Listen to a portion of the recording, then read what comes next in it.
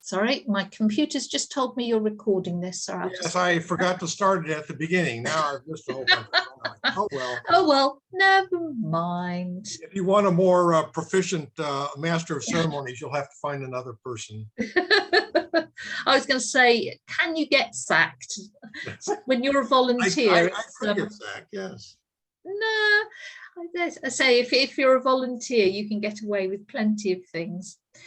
So I'm looking at this and working out the balance of how much, you know, I want the ink to do. And I think I could stop here and get the watercolour on and it would give just enough sort of tone, but I will do a little bit more.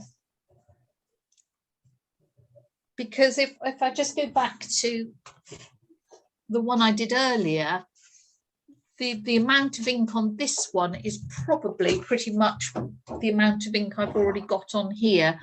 So for myself, you know, I think it'll be quite interesting to maybe do a little bit more work on this one, and then I can compare and look and think, yeah, I prefer that, or maybe not, or maybe I will go back to not so much, or whatever. So for my own sort of personal challenge, I quite like playing around with what I do so that I'm learning all the time, that I can think, oh yeah, I like that approach, or some days I feel in a more detailed mood and I just want to get caught up in what I'm doing.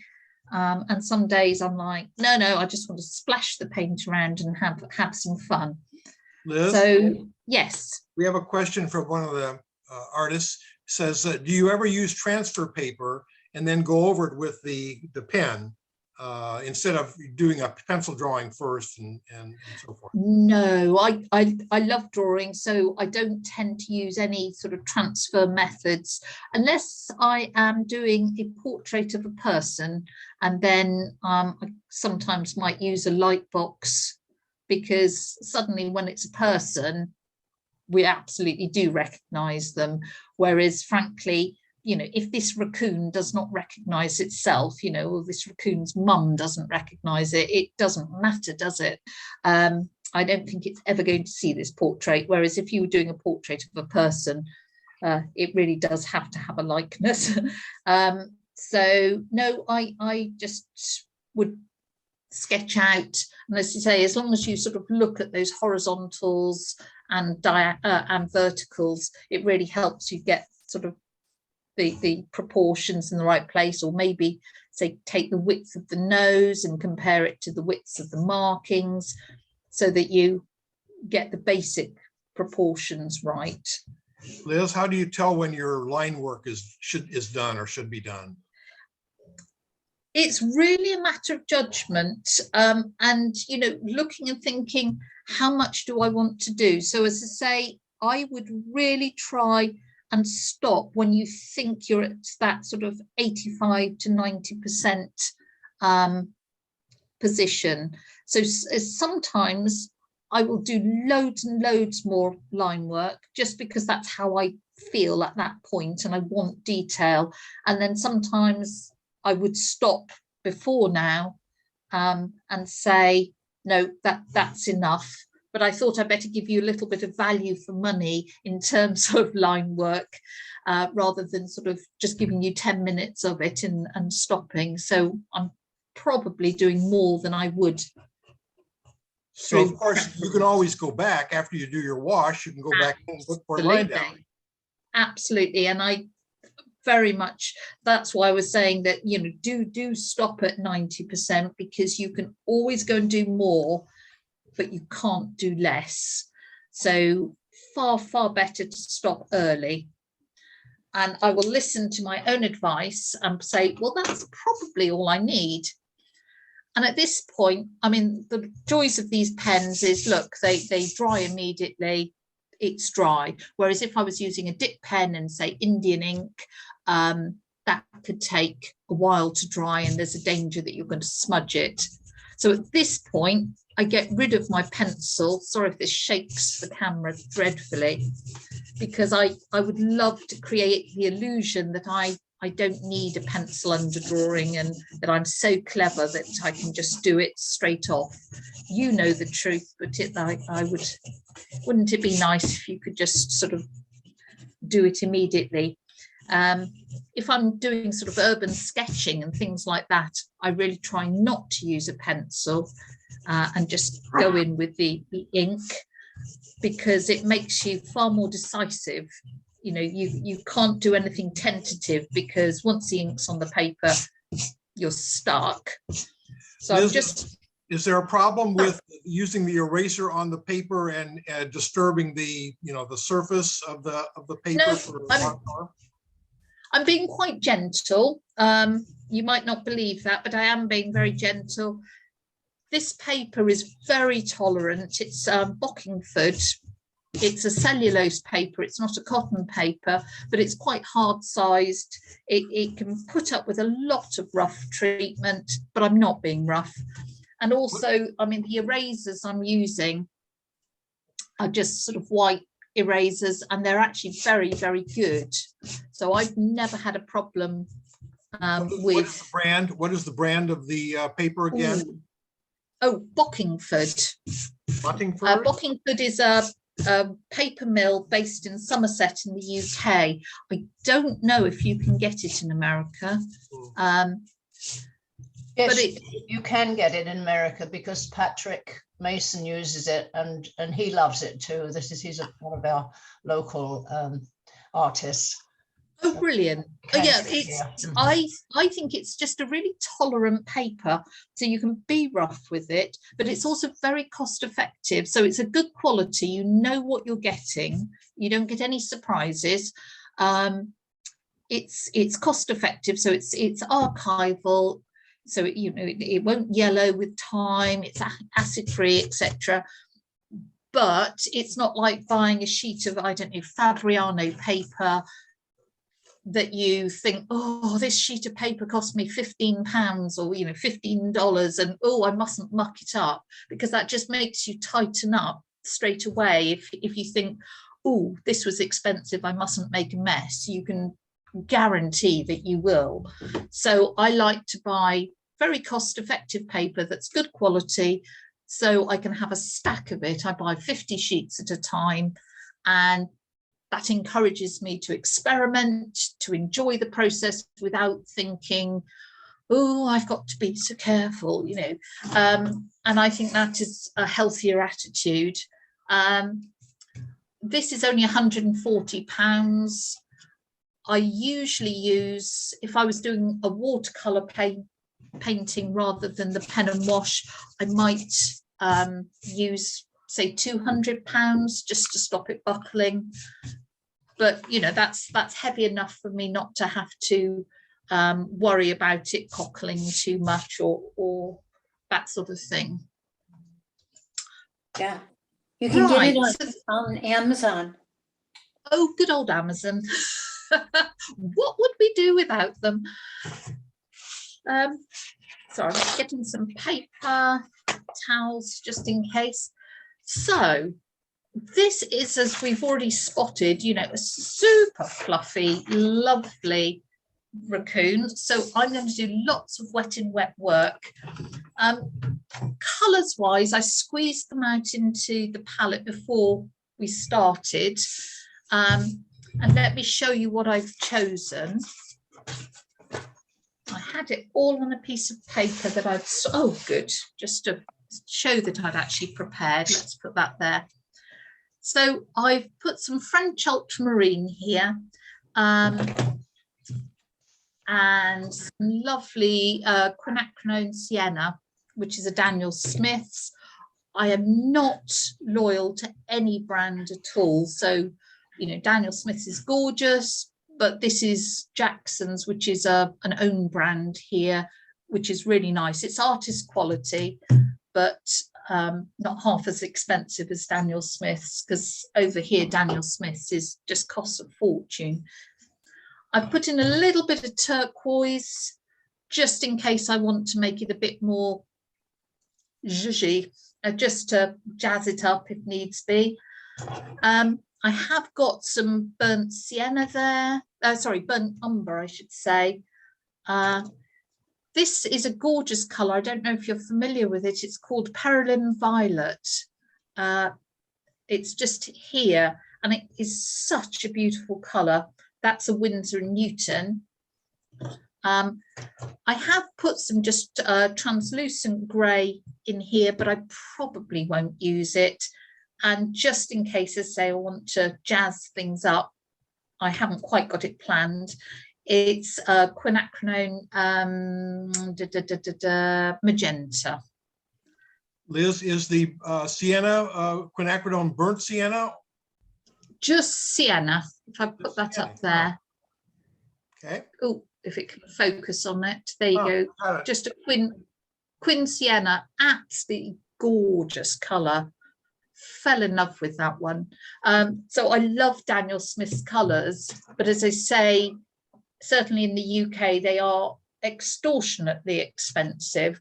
So I'm really selective about the ones I choose. So I will, they're the only people that do a quin sienna, but I would never bother buying Daniel Smith's French ultramarine because I can get that anywhere, sort of thing. So I'm quite selective about which Daniel Smiths I use.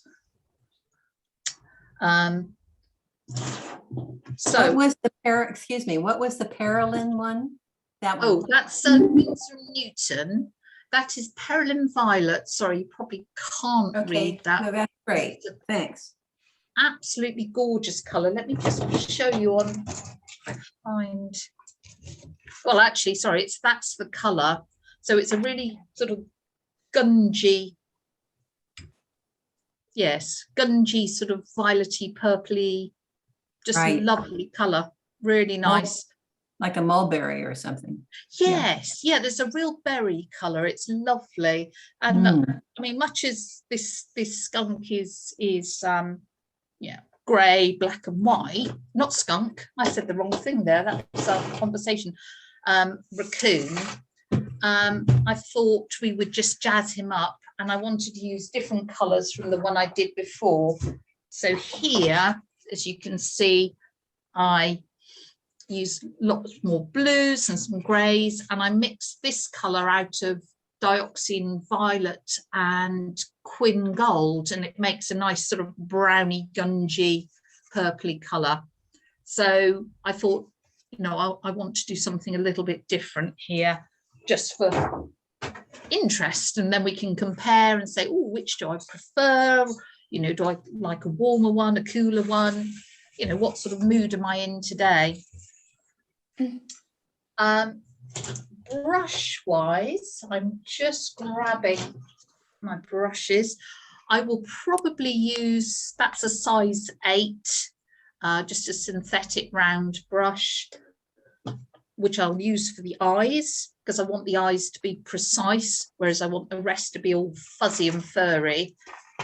I've got a really decent size brush, so that's a 2-inch, which I'll use for wetting just with clean water. And then I'll probably use some fat, which is sort of a size 16 round for putting the colour on. So again,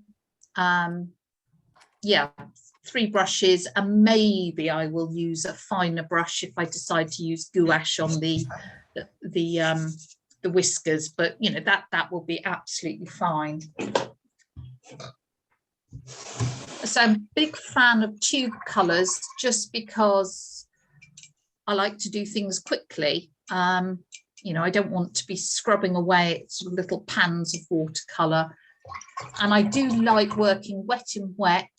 So on the whole, I let the colours mix on the surface, but I am going to mix that French ultramarine with the quin sienna to make a really nice dark. Can you see that, how rich that's? So but it's so much more interesting than if I just squeezed black out of the tube. I'm going to need lots of that, so let me scoop some of that blue in there and my quin, mix it up. If I put more sienna in, I get a brown. If I put more of the blue in, I'll get a far bluier grey. but that's a really nice combination. So what I would suggest if you're using tubes is always to get them mixed up to sort of a creamy consistency, because, oops, I obviously had some turquoise, which is just rather dulled down that magenta. That was naughty of me.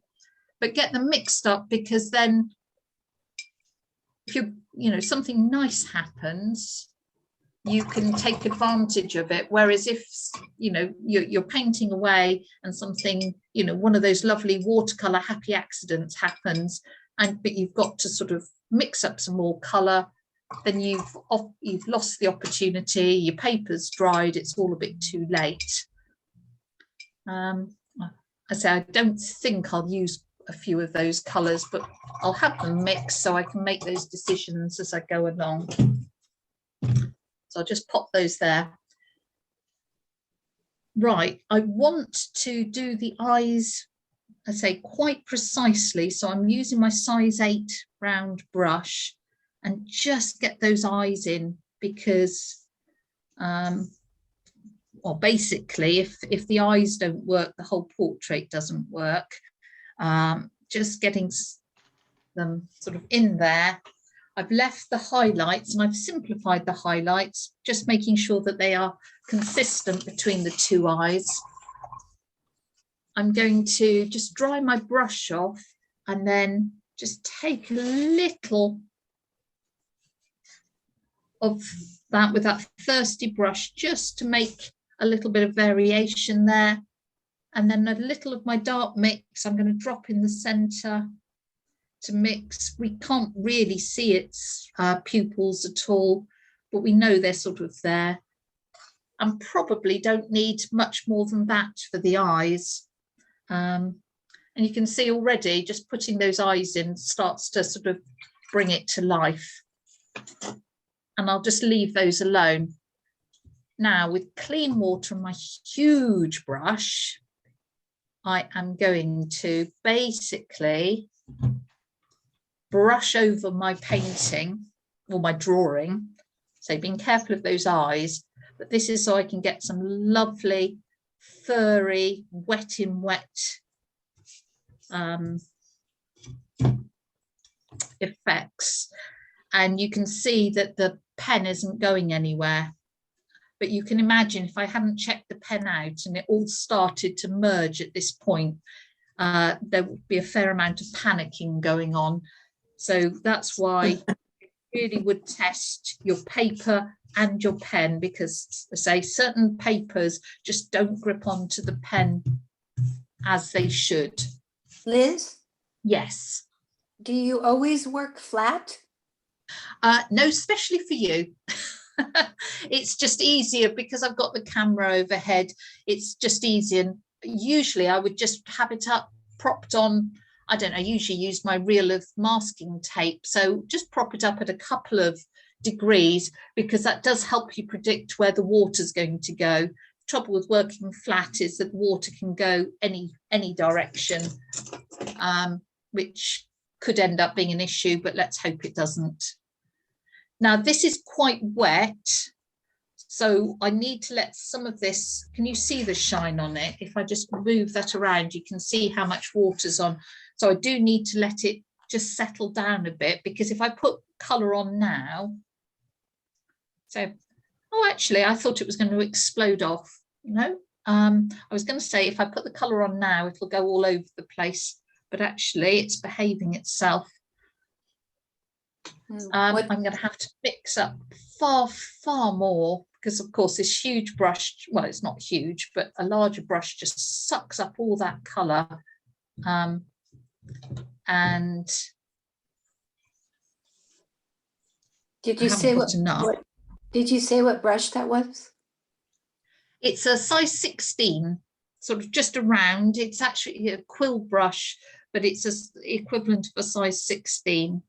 Okay. And again, if you're planning to paint in a fairly loose way, it's a good idea to use a large brush, one that feels a little bit too big.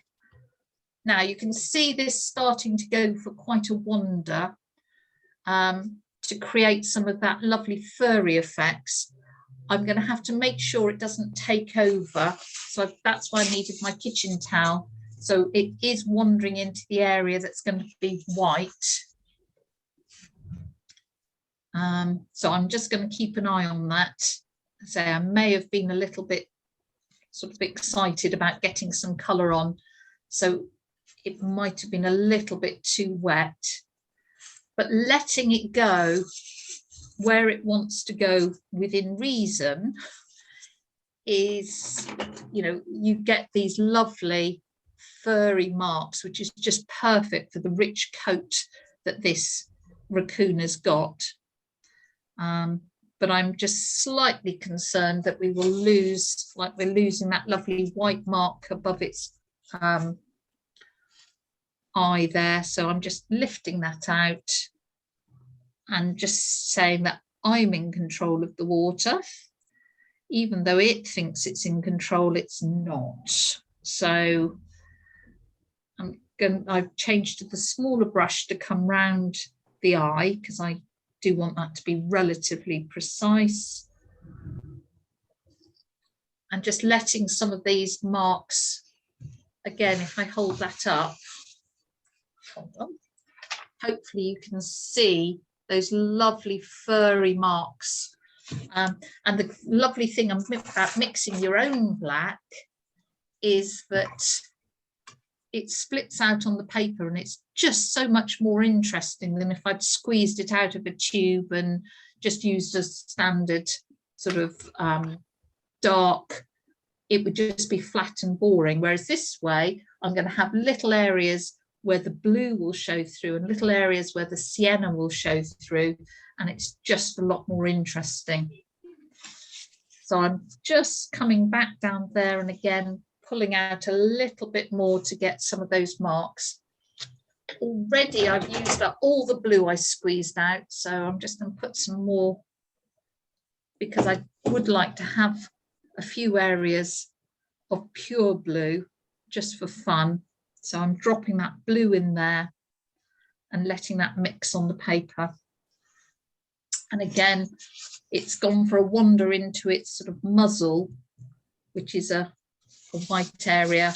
So I can just, you know, keep it in control. It's about letting the water doing its thing, but only where you want it to do it. So, you know, need to always be aware of what the water's doing. And also just being aware, because it's now nice and warm in here, got the heating on. So, you know, how quickly are things drying? If I need to, I can always re-wet the area because I do want to let the watercolour really do what it wants to do to get that furry edge. I can always use a little spray bottle like that if I need to move the colour more. Because that's, you see, that's drying down there. So I'm just going to, I could spray that. Ooh, if my spray would work. If you put water in a spray, it helps. Just fill that up. You know, that one, that's got some water in. Good. I'll just try not to spray myself. That's not. Sorry, I'm just going to pour some water in there. I may make a terrible mess as long as I don't pour it over the computer. Okay. Oh, that's better. Yep, water definitely does help.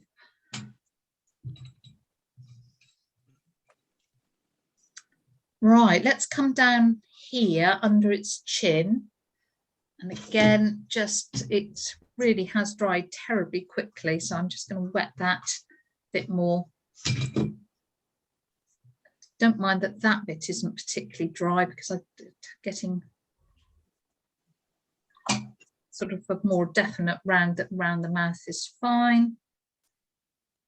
And then just I can use the clean brush there. And I can, again, if I just need to recover a little bit of white around there, I can always do that too. Managed to splosh there, but if I just get rid of that, that's okay. So at this point, it's all looking sort of quite fluffy, which is what I want. As it dries, I might deliberately try and encourage lots of little sort of cauliflowers and water blooms, but I don't want him to turn into just into a blob. So in certain areas, it would be a good idea to do some individual marks, make it just a little bit more interesting, because if I did it all like this, it would, you know, potentially not be as interesting as if you do different marks. So this brush, even though it's big, it comes to a beautiful point, and we can use it to sort of just indicate some of that lovely fur that's going on. But if I think that's a bit too brushy, you know, I can soften some of those just with a spray. So, you know, I've got that as options. Right, let's come to the other side. And this might be a little bit more controlled because this paper has dried.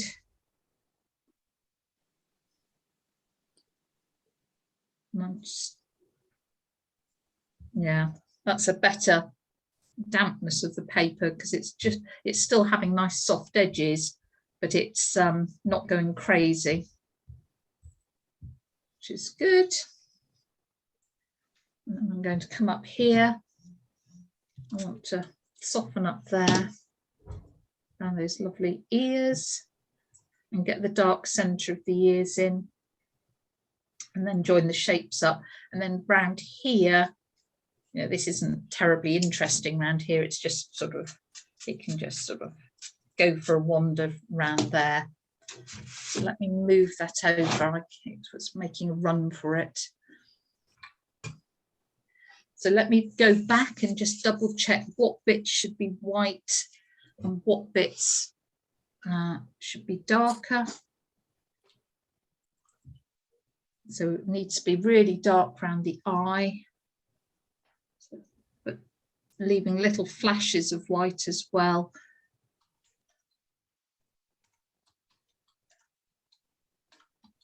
So pop that in there. And I had those nice sort of little surprise colours that I put in the palette. So that's a little bit of turquoise. I'm just going to drop it in there. It's not really showing up that much because it's in a dark area. But as it dries, I think that should be quite nice, just for interest. This is should have been whiter here. The paper was too wet. So I might try and lift some of that out in a moment.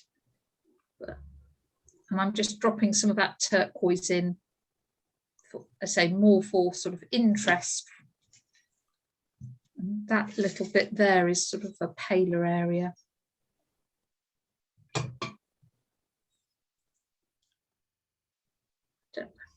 I put that Quin magenta in there. So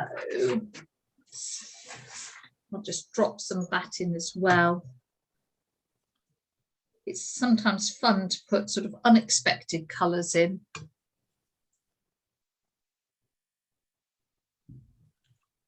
And I think that just brightens it all up.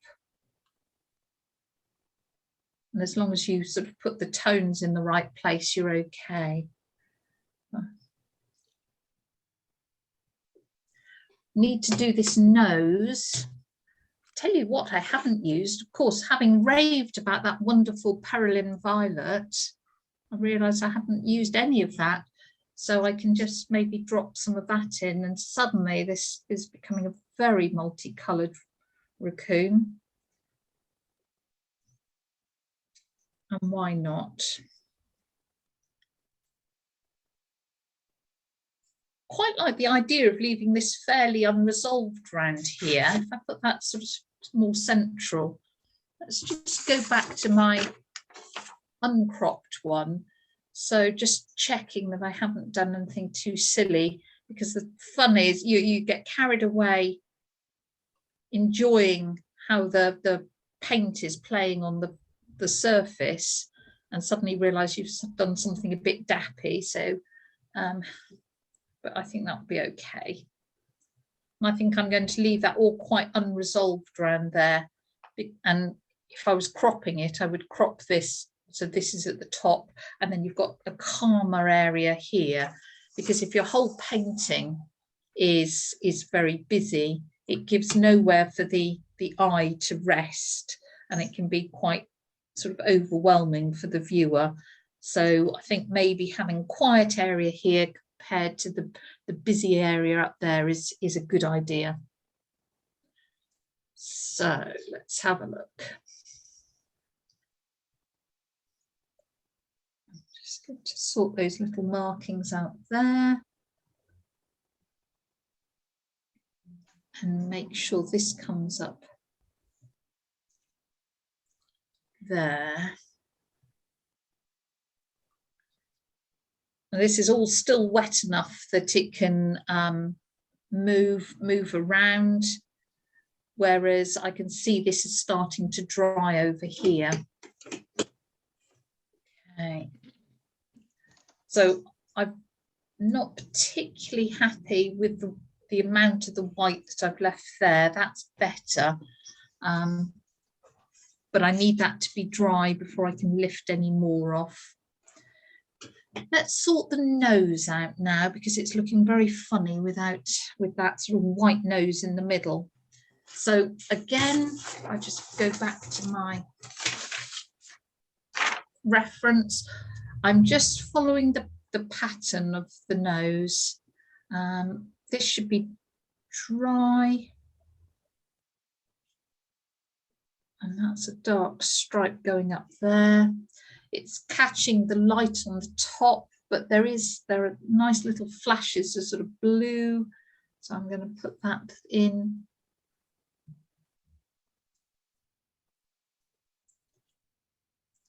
And again, I'm not following the pen lines as such, because I'm not just aiming to sort of colour in the drawing, but I do want to complement them.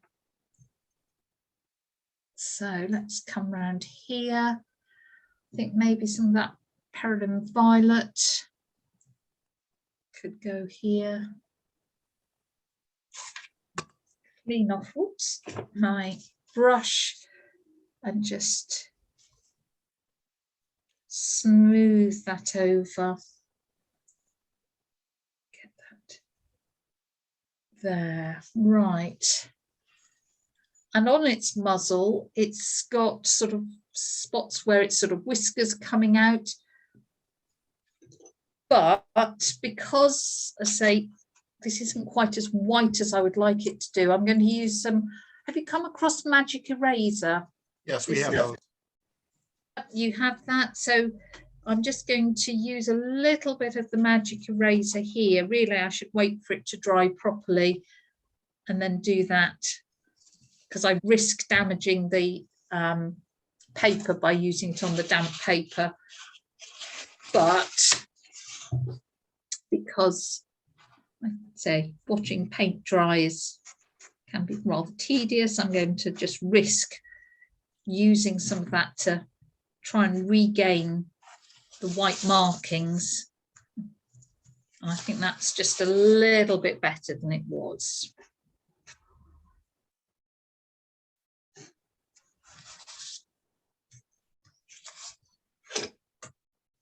Right.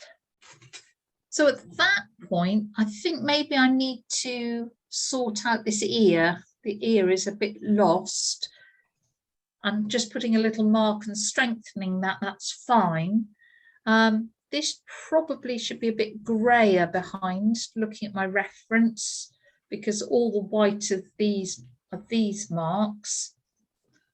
So maybe putting a little bit of colour behind the raccoon, just a little bit of colour, and spreading it out just captures the edge of that ear. and just defines that. I can make that a little bit stronger. So I've just got some colour behind to let that, oops, go for a bit of a walk and define a bit of the background. Maybe just a little bit over here to define this side. So at this point, I'm just playing with the colours and where they are, and I'm making it up as I go along. I'm just letting, you know, thinking, oh, have I got enough, or I've used that colour in one place, I need to balance it with another. That was the Perylene Violet that I was talking about, which is a really nice colour. So it's I think it's quite funky with the turquoise. I might just add a teeny bit of turquoise down here. Now it's starting to dry, so I will end up getting lots of cauliflowers, possibly water bloom marks, but I wouldn't worry about that because I rather like them and it will add to the furry appearance. But obviously, if you're not happy with them, then you should stop and wait. I think this needs to just be darker because its little eyes are really set in. Liz? Yes. Hi. Hi. So it seems like the light on this photograph it's coming from, like, the light's coming right at him, the natural light. So when you're painting, do you just creatively create what the painting needs as far as the highlights? Yeah, I guess, I mean, I am aware of where the light is coming from. And you're right, it is fairly much sort of straight on. It's obviously looking up and it's just in natural light. So it's looking up at the photographer. So the light is pretty much coming maybe slightly from the left. But yes, I would just create what I want, you know, make sure it's consistent. I think that's the most important thing. You don't want the light coming from one direction on one side and from the other on the, you know, the other. But otherwise, it's just what you fancy. I'm just gonna, sorry, just in case you're wondering, I was sorting that side out. So yes, I try and sort of, I am aware of the light, but just because the photo has light coming in one direction doesn't mean I have to have that. And if I fancy doing something different, then I will. Mm-hmm. That's what I thought. Yeah, you thought she's just ignoring it. Liz, what about the warm versus cool colors? I would have thought you would have had like warm colors on one side and cool colors on the other, but it looks like you've got them scattered around pretty much all around the painting. Yeah, I don't tend to pay a huge amount of attention to warm and cool. I mean, I'm aware of them, but I just play with the colours as I fancy it, rather than, you know, those rules about, oh, it should be, you know, as say warm and cool and this. So I just let them play as I fancy it. So it's not a scientific exercise. It's basically, no, for me it's not. It's all just how, you know, I kind of didn't plan it to be like this, but hey, that's how it is. So I'm you know, happy with how they're going. I really love letting watercolors do their own thing. The more you try to control them, the more they tend to rebel. Just gonna, so I rather enjoy letting them have their head, but still being in control. Liz, I have a question. Yes. So this is a quite hairy and fluffy creature, and what if? And I like to paint dogs, and I've done a lot of fluffy dogs. But when you go to do just a straight-haired, flat-haired dog, would you do a different method so it doesn't look so feathery? Oh, totally. How would you approach just a straight-haired dog that isn't fluffy? Yeah, I totally would be. I'd work on a dry paper. I would never wet it like this, because it's really uncontrollable. So I would, yes, work wet on dry. I just find a piece of, so depends. I mean, if it was, say, something like a, I don't know, a Westie or something, so it's a wiry dog, I might sort of do a lot of these sorts of marks and then pull the colour out so that you get some sense of its wiriness. If it was flathead, then I would work wet on dry and just grow the wash always in the direction that the hair is growing, but in a far more sort of smooth way. I've gone crazy with the fur here because that's kind of what it is. But if it wasn't appropriate, I mean, if this was a long-haired cat, you'd be fine. But even if it was a short-haired cat, you wouldn't sort of do it this way. It was just quite a good excuse to have a lot of fun with watercolor and see what happened. So basically, not a lot of water on the onset, but soften your brush strokes as you go and build. Yes. Yeah. So I would work on a dry surface and then I'd soften my strokes. Absolutely. Okay. Yeah, because it's rare that I work like this, I have to say, but it just seemed that this is a subject that's just calling out for it. Oh, but I just love this. It's so gorgeous colors. Well, it's great fun to do, and the lovely thing because you've already got the ink work down, it gives you sort of like a scaffolding, whereas if you just went into paper, an empty sheet and just let it go like that, it would be really scary. But you've got the ink there that just gives you a little bit of security, which is nice. All I'm just doing here is dropping clean water in a few places in the hope that I will get some interesting marks. And you know what watercolor's like. It doesn't always do what you want. So, sometimes you don't want water blooms and they appear. And when you do want them, they refuse. So I don't know whether this is going to behave or whether it's just going to not. We'll find out. Excuse me again, Ralph. Rhonda was bumped out. Can you let her in again? Oh, okay. I'm sorry. I wasn't watching. I was watching the the creature.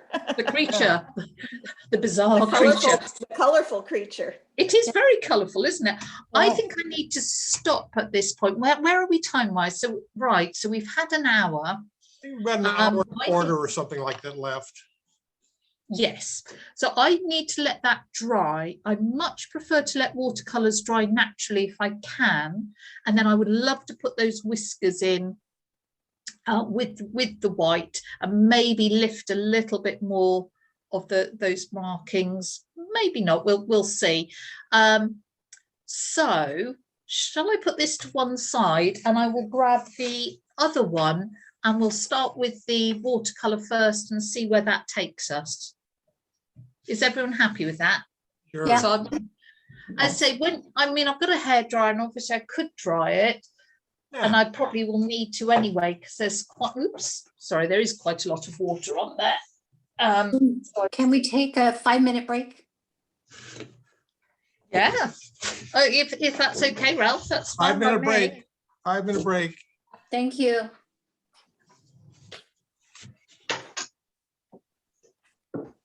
In which case, while you're having your 5 minutes break, I will hair dry this a bit.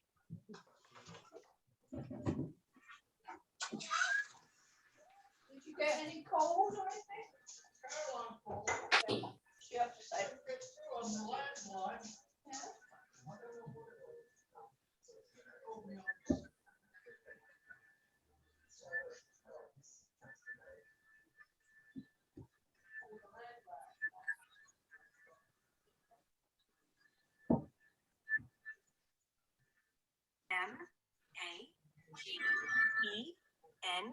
MAGENTA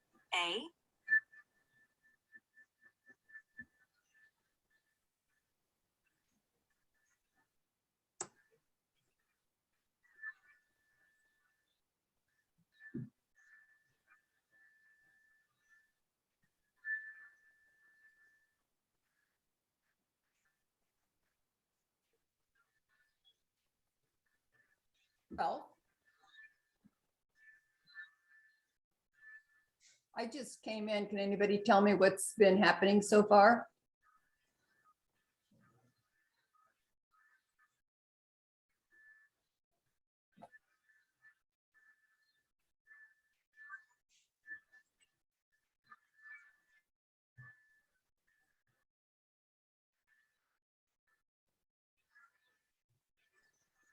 Okay.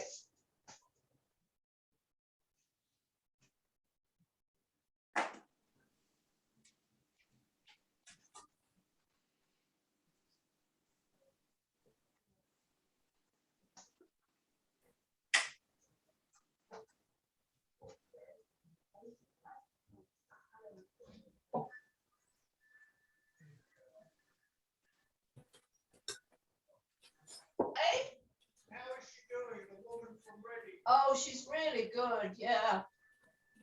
Yeah, she's so down to earth and, you know, so English. Ralph?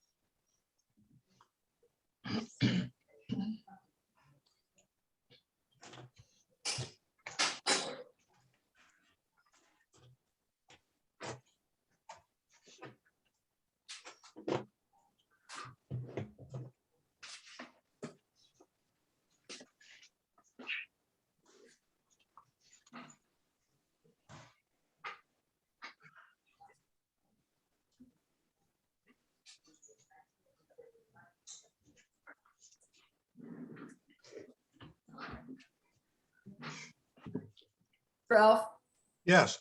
hi, it's Ann. I came in late, so while we're on break and waiting, could Liz just run real quickly through a summary of what she's done to this point?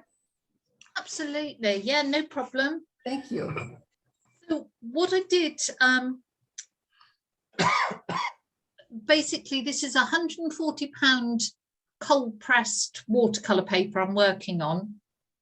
And I'd sketched out, I showed everyone the reference photo and just said that I slightly twisted it because I wanted to kind of give that inquisitive look. So that's what I'd done there.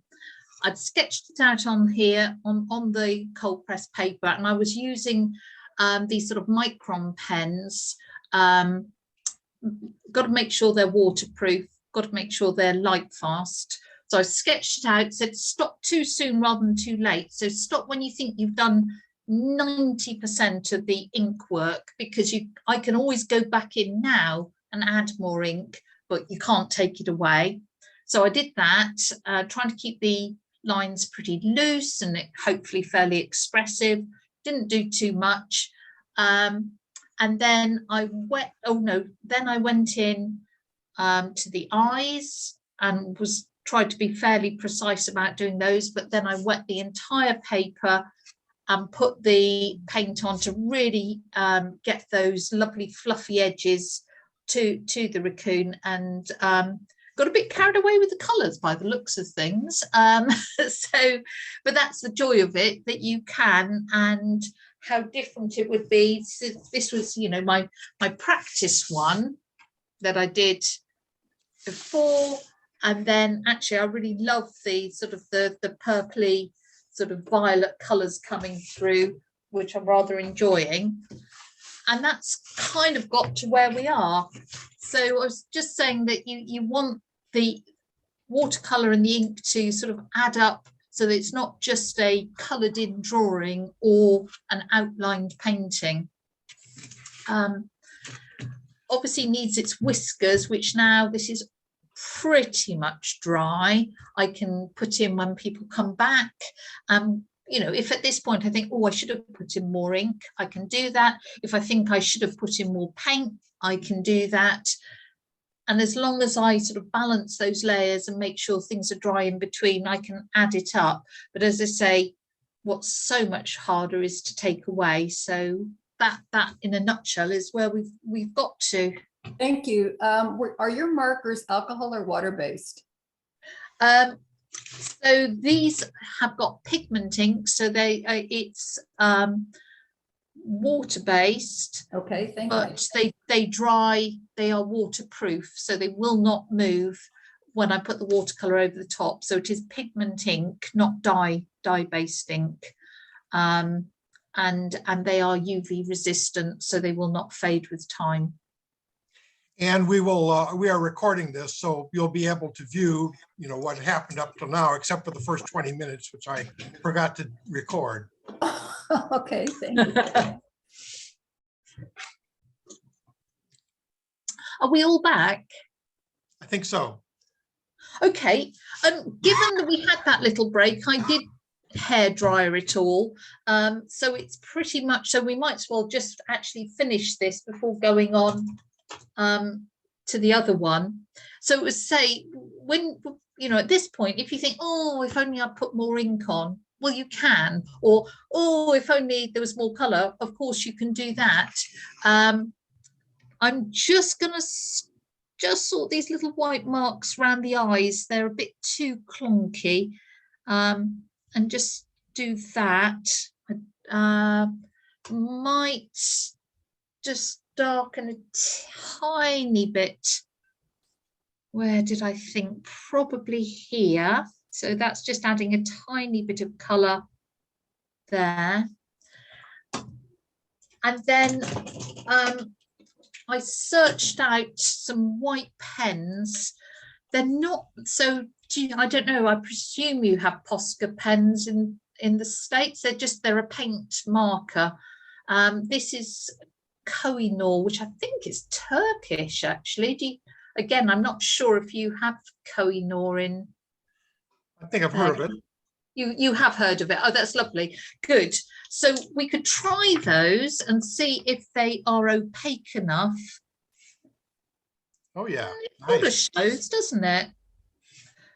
But if I wasn't happy with that as a mark, then I have squeezed a little bit of white gouache here. And I've got a rigger brush, so I'm just adding a little bit of water to make it a little bit more fluid, sticking in big lump. I've got a rigger brush, and now I need to do this confidently because you only get one chance. Oops, she says you only get one chance, doing it twice. Just to get a few of those whiskers in. This is a little bit not quite as fine as I would like, but the whiskers do make a huge difference. So I thought if we got those in, it would make me happy. You know that I've put the whiskers in with the black ink just to sort of have them there. So I'm not covering all the whiskers, but just getting a little, because he's definitely a very whiskery chap. I think those add a lot to it. They do, don't they? It's these little touches. And of course, if you want to, you could always put little white marks somewhere else if you've lost highlights, if you've lost the highlight in the eye. You know, if you say you looked at the ears and thought, oh, that would benefit. Gosh, not that mark, that's horrible. But you can always take it off again. So you can do that, but you need to restrain yourself, because if you're using gouache or gouache, as I guess you should call it, the danger is that it always looks added on, always looks a little bit clunky. And if you do too much, it doesn't do you any favors. A finer pen is nice, but I don't know what's wrong with this pen. It's got one of those sort of valves in it, and it tends to get terribly, either you get a splodge or you get nothing. So I think I need to treat myself to another one. So as we discussed, you could scrape these out, but it would have to be bone dry, this paper, and it's still damp. But if you wanted to, you could do that. I could have masked the whiskers, but I don't like masking fluid. I find it very clunky, and it would stop the flow of the paint. So I'd much prefer just to add things on at the end and be done with it. I need to tell myself to stop, because the danger is that you think, oh, I'll keep doing. But as long as I've got the sort of feeling of whiskers, I think that's fine. So that would be my sort of raccoon there. Yeah, nice. Now, looking at the time, we've got, let's see whether we can do a little bit of speed painting, hey? So again, I've sketched out this raccoon. I've put it rather more to the left on this piece of paper, just because I thought it would make it a bit different. And we could start with the paint this time. I'm going to keep, for time's sake, I will keep the paints that I've already got in my palette, but we'll use different combinations, and let's see how different this will be. So let's use, that's the burnt umber, before I use the sienna and the French ultramarine. So let's mix up the burnt umber and the ultramarine. Just gives a slightly different dark. Let's make sure I mix plenty of that up. And let me show you that on my piece of paper. Are you going to wet the paper? Well, I'm just making my mind up, because I'm thinking that if I wet the whole paper, I love the furry edge it gives, but it's about drying, because I cannot put pen onto it until it's dry. And so I am going to do a different method.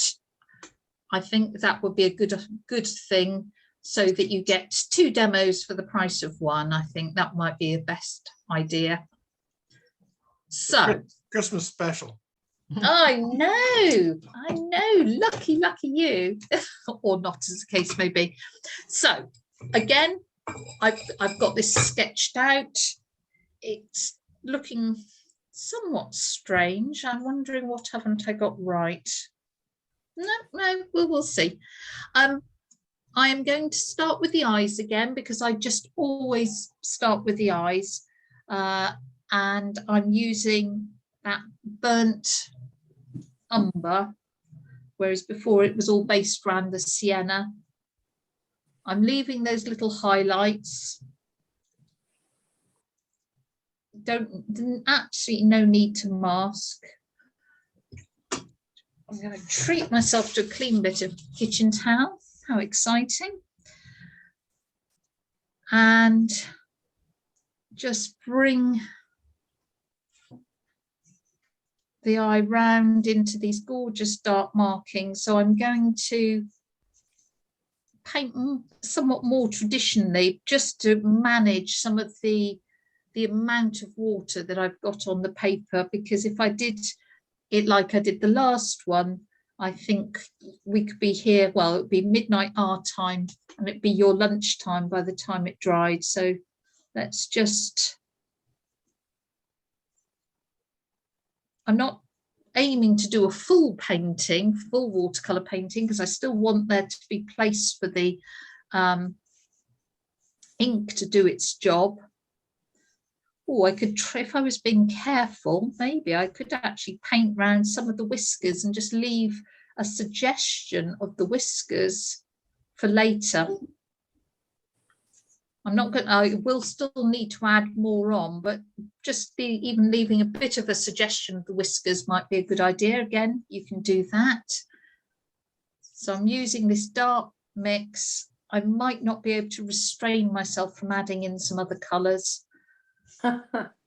It's sad, isn't it? I start off painting something and think, oh, I'm going to do this far more realistic. Yeah, realistic colours. And then it's like, oh, but I love turquoise. Oh, yeah, it's got to have turquoise. So I will try and restrain myself, but I don't think it's going to work. Oh, look, there's some turquoise. I couldn't help it. Just put it in there. So I don't, you know, this is super soft and furry, but let's try and keep these markings a little better this time. I'm using a particularly silly size brush, so let's move up a size. And we will use that spray to get the lovely soft furry edges this time. So I'm just watching the markings. That's got to be a lot darker than coming down the center, because this is more grey, isn't it, than the dark. So let's just water that down a bit, and then it comes down into the nose. And then we can go up round here, and we're back into the dark of this side. Just be careful that I don't splosh that eye and let it all merge in too much. So just indicate a couple of those. I think it might be quite nice just to have a few of those whiskers. Lost and found whiskers. Yes, exactly. I'm going to have to be careful round the eye because it's still wet, and just so it doesn't all merge in, leaving little flashes of white of the paper so that we don't lose those. Right. And then, as I say, I can't restrain myself, so I'm going to have some turquoise that side as well.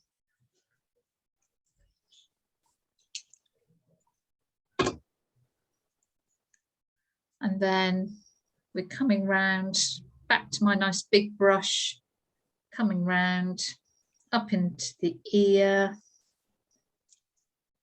It's very dark in that center of the ear, so let's do that.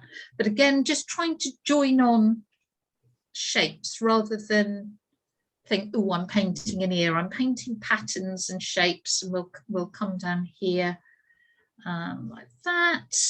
And then it's very dark under its chin, isn't it? I'm not sure on the other one that I got it quite dark enough. Oh, let's put a whisker down there.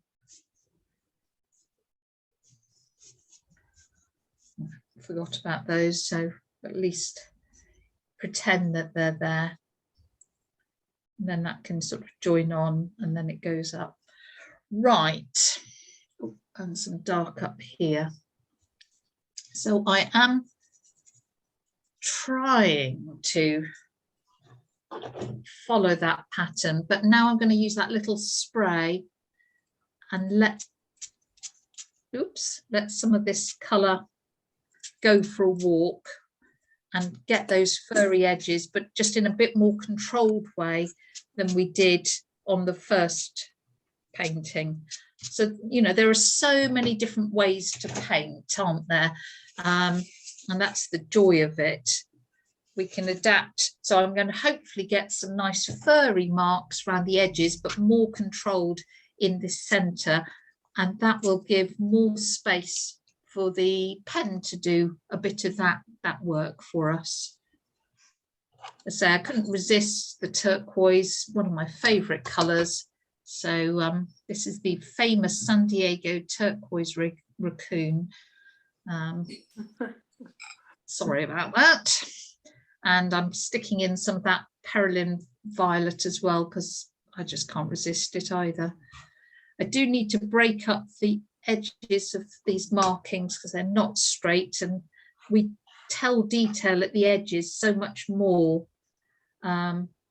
You know, if you look at a tree, you can see the leaf patterns at the edges, but not in the centre. And it's just, you can see at the edges of the markings, the sort of furry sort of patterns rather than sort of in the centre. Right, need to get that nose in, and then particularly the nostrils. And I'm really trying not to be too precise here, because I know I've got the pen that can come and hopefully regain control out of any chaos.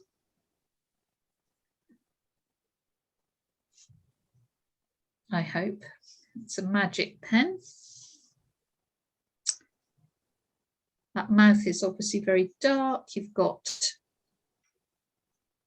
a bit of shadow sort of going on down here.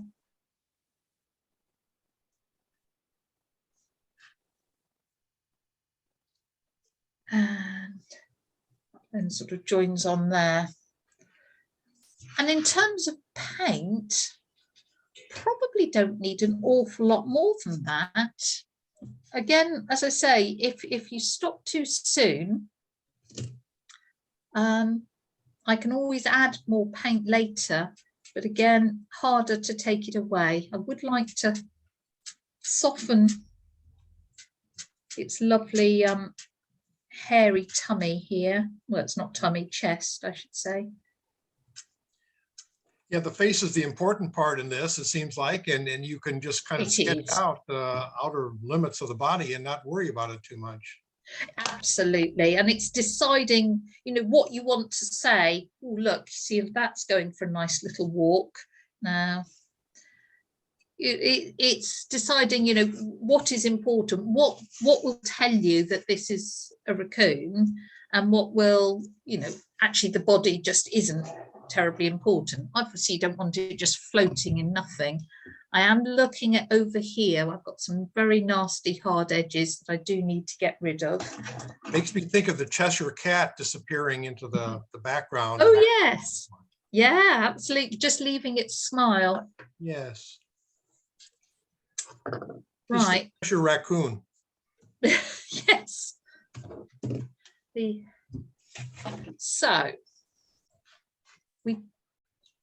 I'm struggling again. I'm sorry, in our 5-minute break, I should have gone and got a better spray bottle. I've got hundreds of these things and they suddenly give up on you. They're really annoying. Right. Okay, so I've got a really loose painting down there. And if I was just relying on watercolor at this point, I might well be panicking. But I know I've got my lovely friend, the ink, that hopefully is going to come to my rescue and resolve some of this sort of chaos. So I need to dry this. I'm just putting in a little bit more of that turquoise just to balance things up, but I just need to dry this and then come back in with the pen. So if you will excuse me for hopefully just a couple of minutes, Zoom will cancel out the sound of the hairdryer and I will be back with you in a second.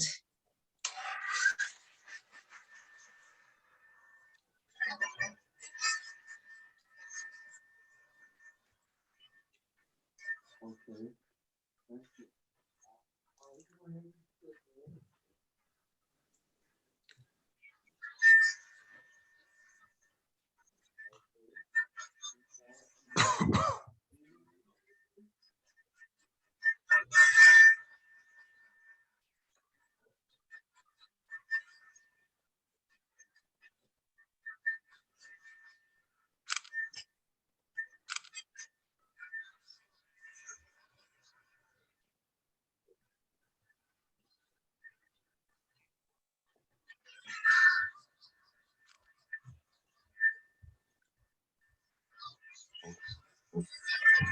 That'd be fine. And what day is that, please? That'll work out well. I'm in a meeting right now, so let's confirm it, and you'll send me an email. Right. So checking that it's dry. I mean, I've got a wet area here, but I will do that last and hopefully it'll be dry by that point. So I'm just grabbing my pens again.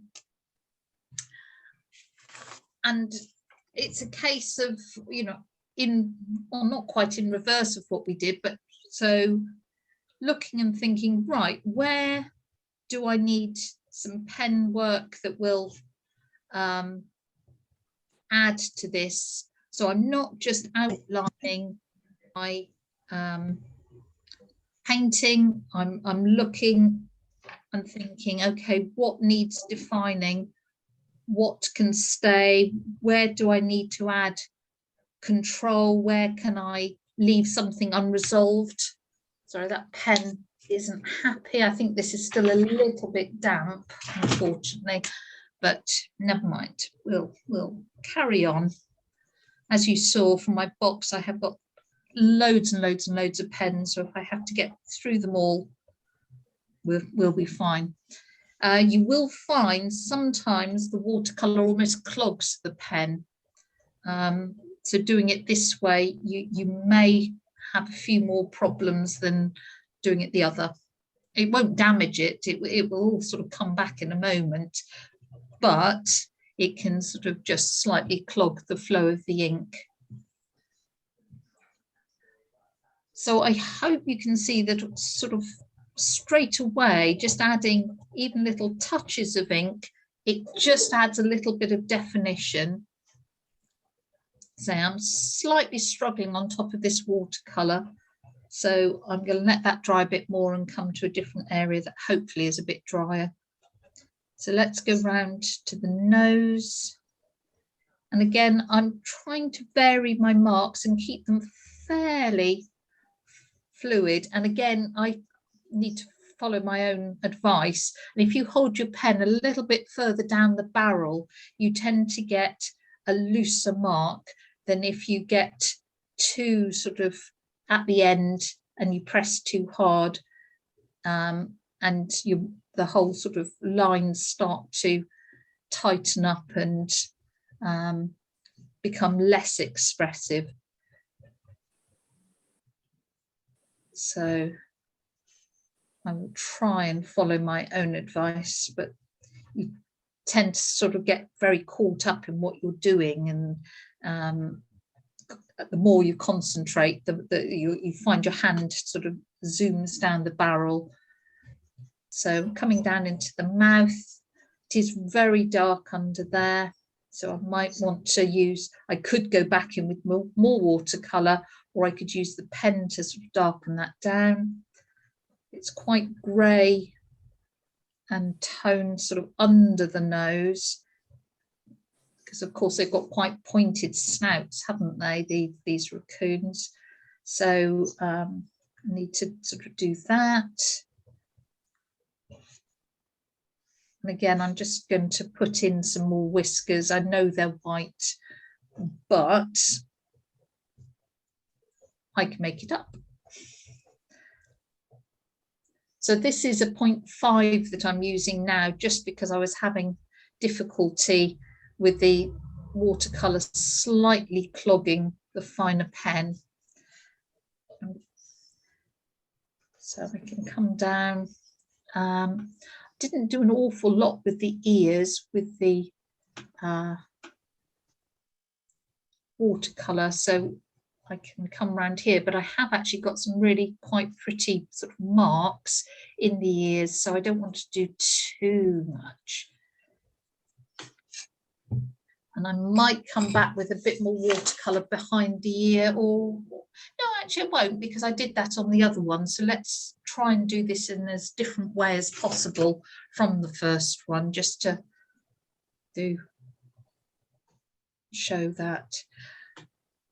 So if you've not done much pen and wash before and you're not sure whether you want to do pen first or watercolour first, what I'd recommend is getting a really simple subject. So a lemon, orange, you know, something from the fruit bowl or the vegetable rack, and starting with a drawing of it. So start with the pen first and then adding watercolour, and then doing it the other way round, of starting with the watercolour and then adding pen work. And even though it's a really simple subject, it actually teaches you an awful lot about the sort of different possibilities. So yeah, just read your fruit bowl or your vegetable rack, and that's a really good place to start. And you can try very loose drawings, you can try very detailed, precise drawings, you can try, you know, again, very precise watercolour, or sort of splashing it on, and working out what your personal style and preference is, just from that really simple subject. So if I'm running a line and wash sort of workshop or something, that's what I usually get people to do as a starter. We quite often do lemons, because at least they make the studio smell delicious. Or, I mean, you can do an onion, but it'll make you cry. And then if any sort of interest, just simple shape, but enough sort of interest in it. And that's what I would sort of recommend, getting used to the idea of what do I want to do, pen first, watercolour first. And that works really nicely. This is still a bit damp down here, so I've just got to be careful. Liz. Yes. Hi. Hi. Do you ever use different colored inks, like brown or whatever? If you do a lemon, do you use like orange ink? I don't tend to use coloured inks. I occasionally will use sepia, particularly if I'm doing sort of more of an urban sketch and it's an older sort of, you know, cottage, or quite a rustic sort of subject. I just find if you use coloured inks and coloured washes, it almost becomes an orgy of colour. It's too much going on. So sort of keeping it a little bit more simplified with just the black ink, I find more pleasing. However, just every so often, again, you know, the last thing you want to do is to get stuck in a rut. So I will occasionally use coloured lines and really work hard to sort of balance things and make sure it doesn't become that sort of orgy of colour. So gel pens can be, you know, good fun for that sort of work. I've even got sort of like little glittery gel pens and things. So I've done sort of more line and wash doodles that have been good fun just when you want to try something a bit different.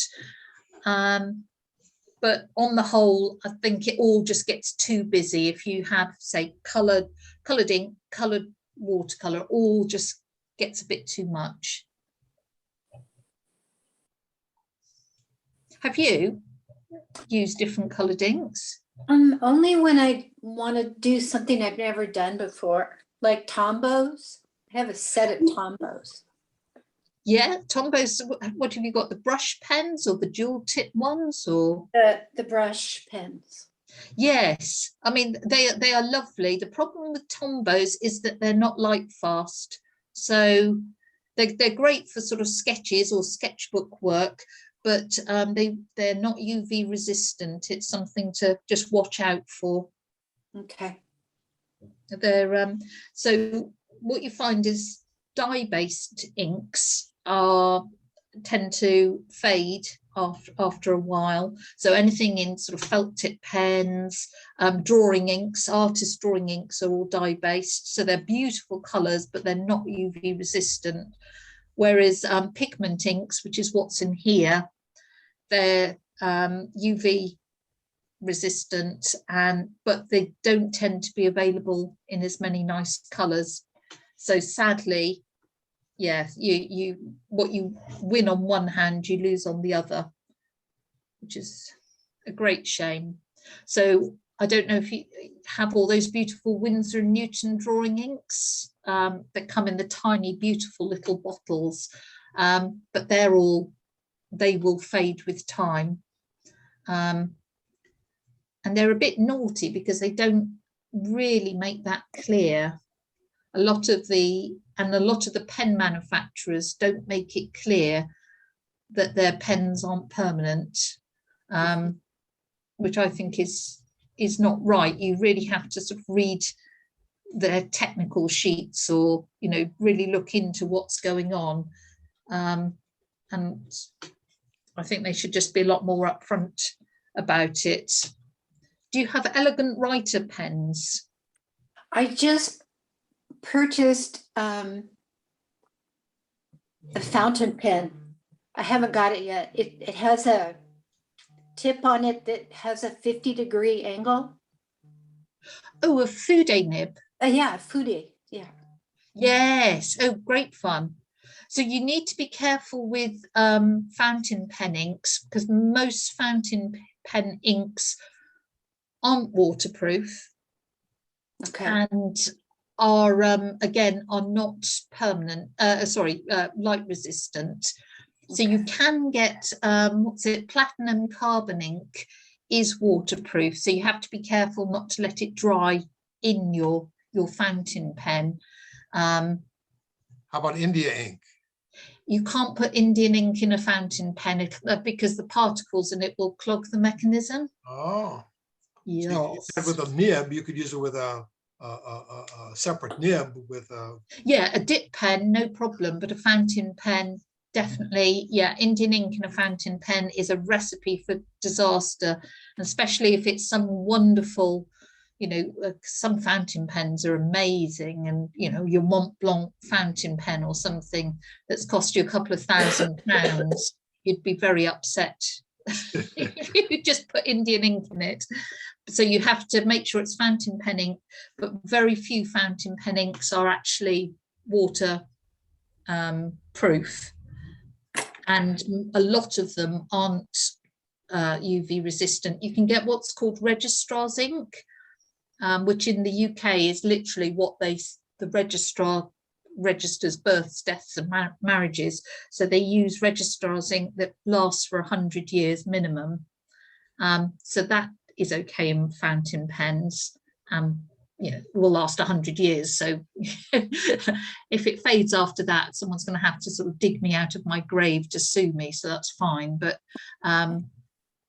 you just got to be really careful with your inks and know what you're buying. So I'm sort of scribbling away really as we're talking, which is probably a good thing because it will stop me getting too fussy. It might stop me concentrating. So if this is suddenly turned into something different, I shall blame the fact that we've been chatting. And then you've got to think, right, when do I stop? And the moment to stop is when you've achieved what you set out to achieve. You know, does it look, I'm not sure it does particularly look like a, there's something dodgy about its eyes. That's the way they are. Pardon? That's the way they are. Dodgy. Is it? You see, on the whole, I tend to only draw animals I'm familiar with, so that you understand a little bit about their behaviour and their personalities. So I feel at a slight loss because, as I say, I don't relate to raccoons either in the loving or hating them sort of field. But yes, I just, when you've, you know, achieved what you set out to achieve, whether that was to catch a quizzical look or a furry body or whatever, that's the point when you start saying, right, I should stop, because you can go too far and then really regret it.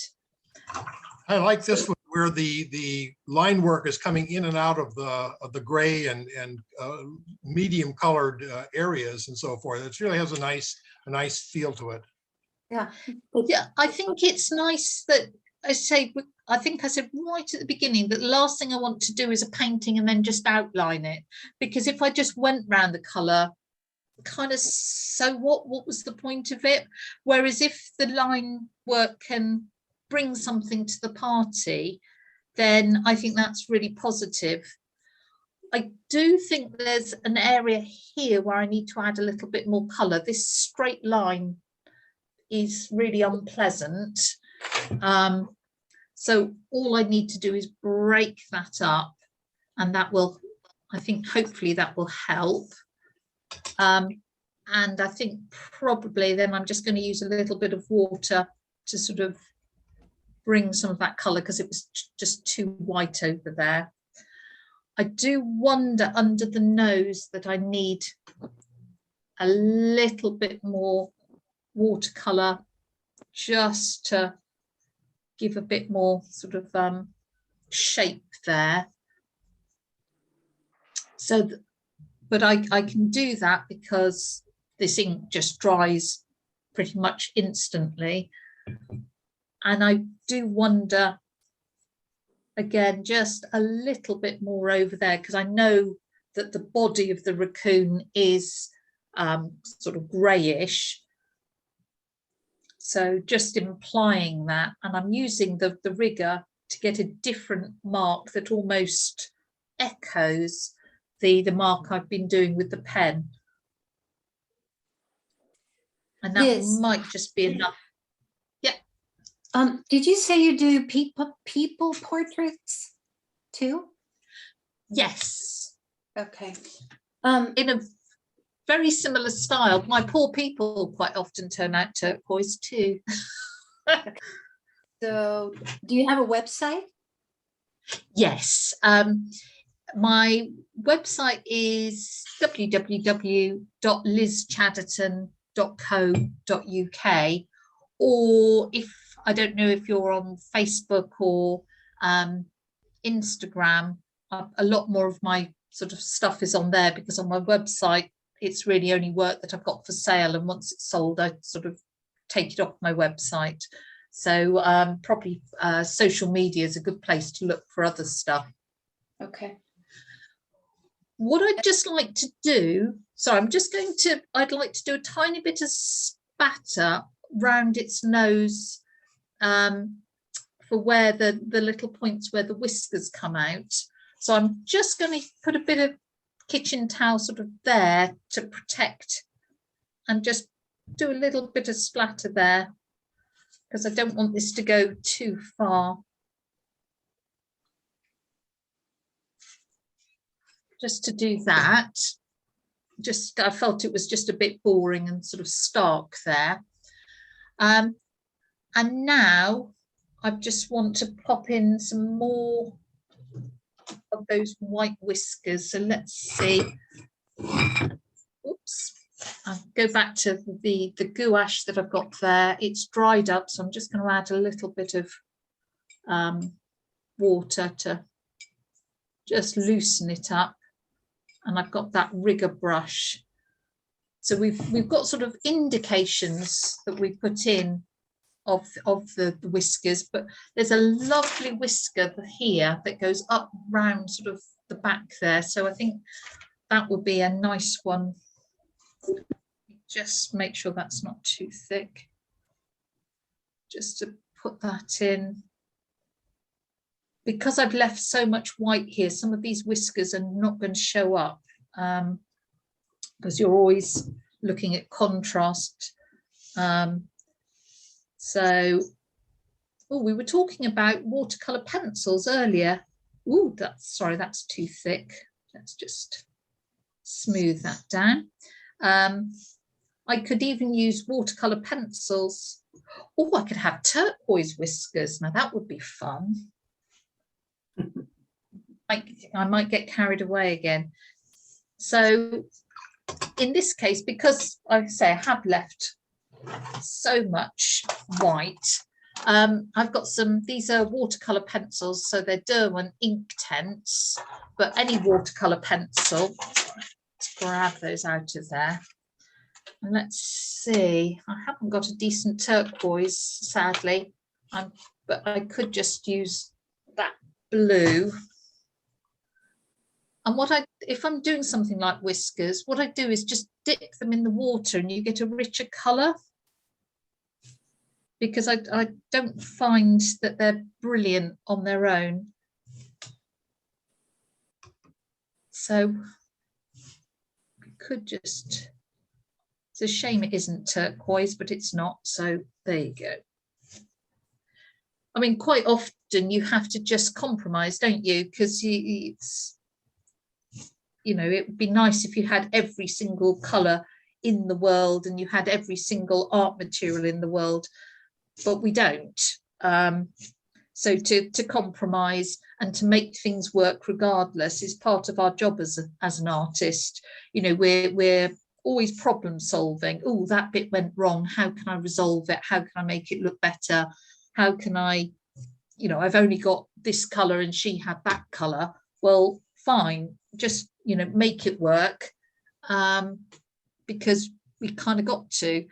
So, you know, because I put blue whiskers on, I'm just introducing a little bit of that colour in a few other places so that it doesn't look too out of keeping. Because the danger is your eye will get caught in a place. So I'm just echoing a few of those sort of wiggly marks in a few other places just to balance things up. And I might just put a little bit there. So I'm dipping it in the water again, and it stops it looking too pencily and makes it look a little bit more painterly. So I'm not that fond of watercolor pencils, but they can be useful. Right, and I think I would probably stop at this point. She says, carrying on. I always say that. Oh, I'm just going to stop. And then you think, oh, no, I'll just do that. The danger of fiddling is just overwhelming. But I will stop. Let me put that down. Yes, we have an artist named Bob Burridge over here who's presented several workshops I've witnessed. And one of his questions was, how do you know when to stop? And he says he always names his paintings first. He says, you know, this is, you know, Wily Raccoon or something like that. And then when it matches, when the painting matches the title, then you're done. Exactly. I don't do that, but I always think before I start, why do I want to paint this? And if it is, I mean, obviously the answer is because Ralph asked me to, but the other answer is, you know, I want to capture a twinkle in its eye, or I want to capture its whiskery face. And if you've done that, that's when you stop. Because if I look at it tomorrow morning and think, oh, I should have done more, I can. But if I look at it tomorrow morning and think, oh God, Liz, you really got carried away there, then I can't do much about that. So yeah, I like the idea of naming them, but I don't do that, but I might from now on. All I was going to say is I haven't actually taken my underdrawing pencil out because we were sort of pushing through. I won't do it now because this is still wet in places, but as a general rule, I would take out the pencil marks because, as I say, I want to give the illusion that I'm cleverer than I am. So I would take those out, and that often does make quite a difference. Yeah, I say I'm going to damage the paper if I try and take those ones out over there. But say that big line there, I can take right out. Liz, can you put them Yes. side by side? Just what I was going to suggest. Excellent, because I think it's just fun to, let me grab. It's just fun to say, well, they both fit. I'm not sure, they're a bit too big to fit. Can you see those roughly? Yes. And then to say, right, so what do I like about one and what don't I like about the other? Or because then if I ever did this again, I can combine, you know, the best of what, you know, those things. So I really love the deeper colours here and the soft edges. And in fact, that's still not quite dry. That I think works. I do quite like this colour combination of the turquoise with that was the mix of burnt umber and French ultramarine. I'm quite enjoying that. I'm thinking, oh, I might use that as colour combination in something totally different. I don't like this mark round here. Now I'm looking at it, it's a bit blobby. So once we stop here, I might have a little fiddle and just sort that out. So you start looking at things, but let me actually get my practice one. I'm just conscious that's still wet and I don't want to put something. So then I've got, again, a different one there, haven't I? So to do the same subject in 2 or 3 ways and work out what you like the most, and whether that's colour, whether that's technique, whether that's well, whatever it is a really, really good discipline. I have a Facebook group that I run, which anyone is welcome to join, and we do a different challenge each month.